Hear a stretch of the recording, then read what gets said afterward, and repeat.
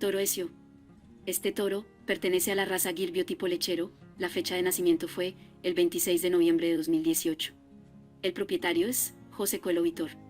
El padre es Gengis Khan de Bras.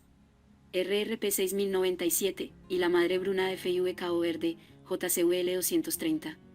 Como abuelos paternos, tiene a Sea Sansao, KCA 472 y Sativa de Bras. RRP 4751. Como abuelos maternos a Jaguar Teo Gaviao, GAV 291 y Paineira Dacal, Cal 4798. Este toro participa en la prueba de progenie de Embrapa. Los resultados de la prueba de progenie se darán a conocer el año 2028. Este toro transmite a su descendencia beta-caseína A2A2.